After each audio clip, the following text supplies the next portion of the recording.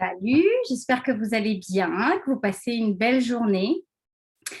Je sors d'une séance de coaching et aujourd'hui, j'aimerais partager quelque chose qui vient me toucher en fait profondément, qui vient vraiment, je ressens quelque chose vraiment à l'intérieur de mes tripes, c'est quelque chose qui est vraiment profond et j'avais vraiment besoin de venir le partager avec vous et en parler. J'aimerais parler de la peur. La peur est un sujet qui est extrêmement important et je sais qu'on est tous, à un moment donné dans notre vie, confrontés à la peur.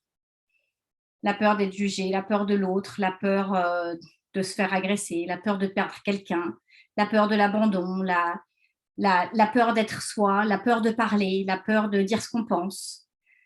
Et, euh, et en fait,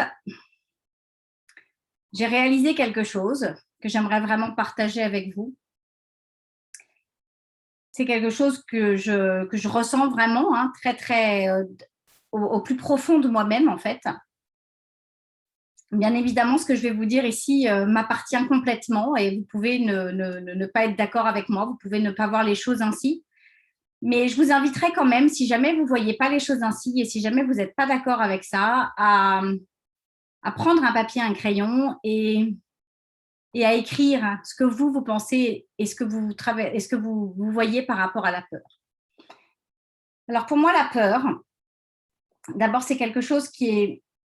Il y a deux choses. La peur existe depuis des millions d'années parce que l'être humain a eu besoin, en fait, d'avoir une certaine forme de peur à l'époque de la préhistoire, parce qu'on vivait dans des grottes entourées de bêtes sauvages et qu'il fallait rester, en fait, éveillé à la possibilité de pouvoir perdre notre vie parce qu'on allait se faire attaquer par un animal sauvage ou parce qu'on allait se faire attaquer par éventuellement d'autres humains, etc. Donc voilà, la peur à la base, c'est pour nous permettre de rester éveillés face au danger. Dans la société dans laquelle on est aujourd'hui, en 2021, la peur est plus liée à des croyances limitantes, est liée à des choses de notre enfance, à des ancrages, à des choses qui sont profondément ancrées en nous par rapport à des paroles, par rapport à des situations qu'on a vécues. Mais ce que je réalise aussi, c'est qu'en fait, la peur est liée au fait que l'on n'ose pas être. Alors, je m'explique. On n'ose pas être ce que l'on est. On n'ose pas être la personne qui est à l'intérieur de notre cœur. La société a bâti des schémas. La société l'école, la société a bâti des schémas. Et si on sort de ce schéma et qu'on n'est pas exactement dans les rails de ce que la société a fixé, alors on n'est pas. La peur d'être soi, la peur d'être authentique, la peur de communiquer, la peur de montrer qui l'on est vraiment à l'intérieur de nous, la peur de ne pas être d'accord, la peur de recevoir ce jugement, la peur d'être.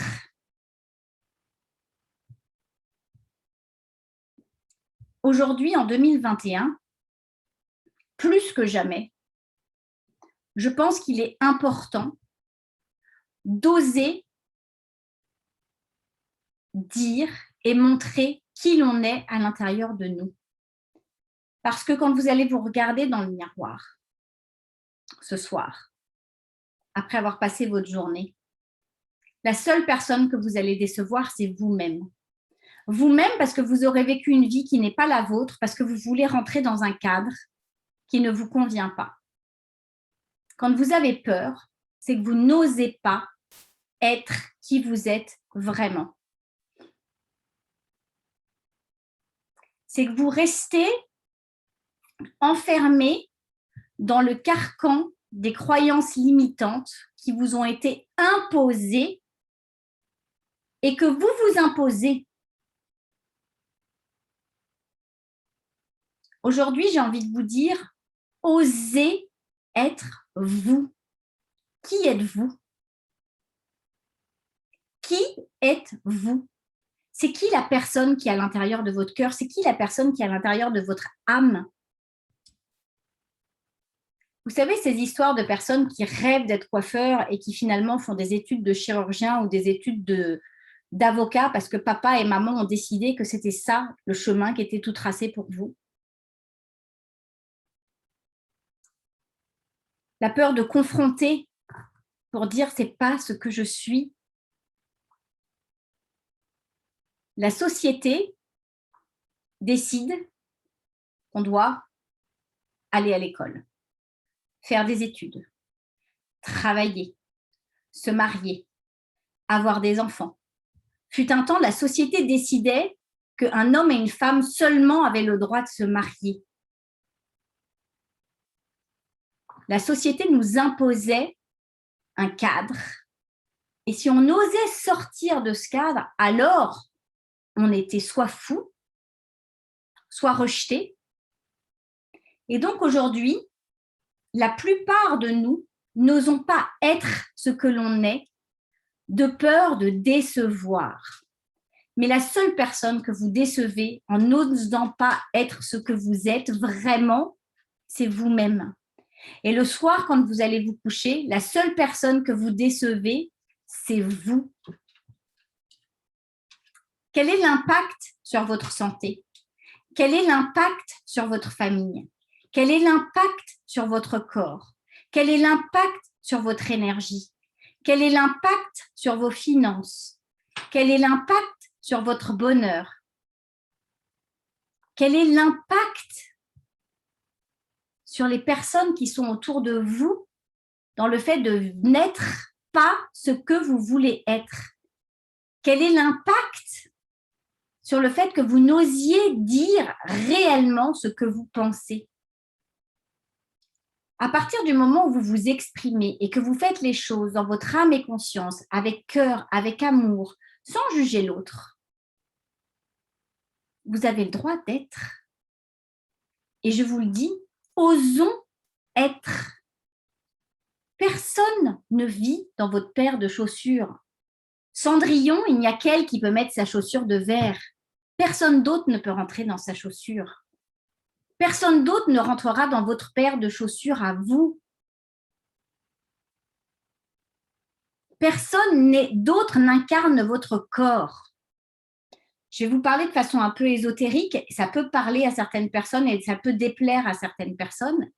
Mais votre âme a choisi de s'incarner dans ce corps pour vous donner une mission de vie. La société, l'éducation que l'on reçoit fait que parfois on va aller rejeter ça. On va aller rejeter cette espèce d'instinct. Mais par moments, ça va se réveiller très fort à l'intérieur de vous. Vous savez, parfois on vous dit la crise de la trentaine, la crise de la quarantaine, la crise de la cinquantaine. C'est pas seulement ça. C'est que plus les années avancent, plus on s'approche de la fin de notre vie, plus on a envie de se dire j'ai réalisé quelque chose dans ma vie. Est-ce que je suis fière de ce que je suis? Quelle que soit votre situation financière, quelle que soit la vie que vous menez aujourd'hui, vous avez le droit d'être qui vous voulez. Vous avez le droit de rejeter la société, vous avez le droit de suivre la société, vous avez le droit de suivre la société tout en étant une personne différente, vous avez le droit de refuser les valeurs de votre famille et avoir vos propres valeurs. La seule chose qui compte, c'est vous.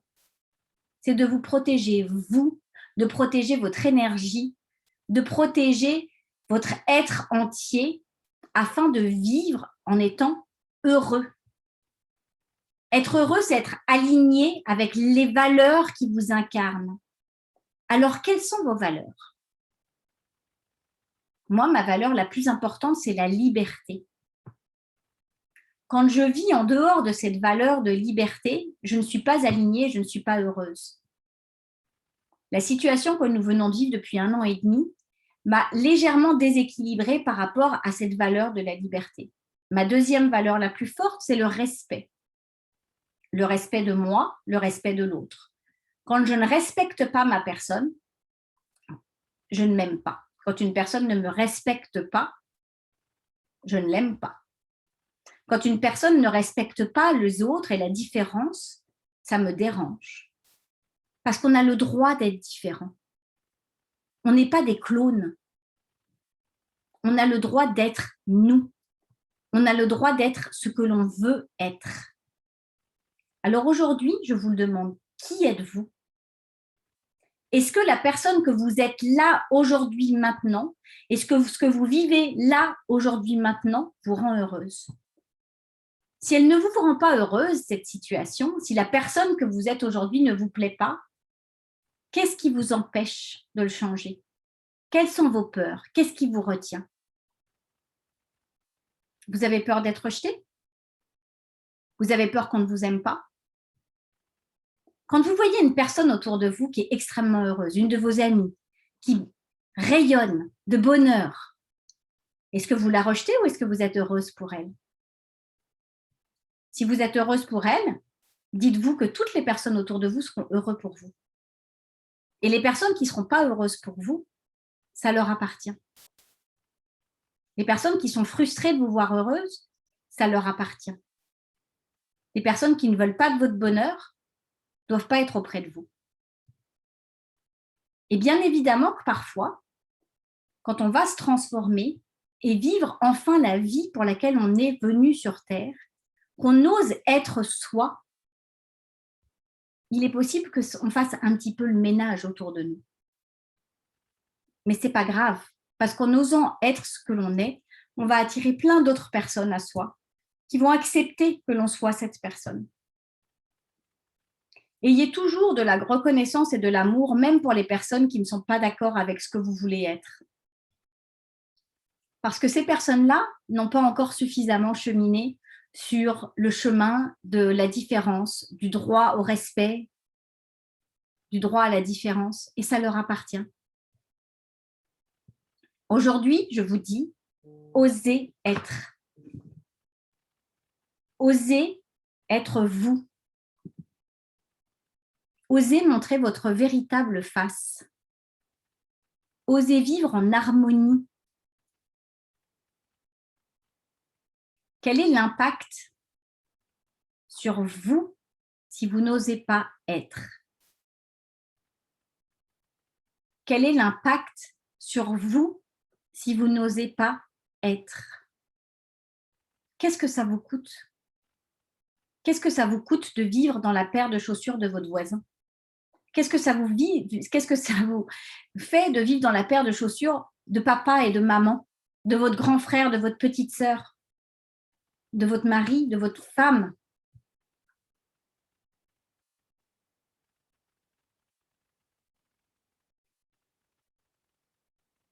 J'aimerais tellement que la société comprenne que oui, on peut être soi, on peut vivre dans sa authenticité la plus complète, tout en malgré tout respectant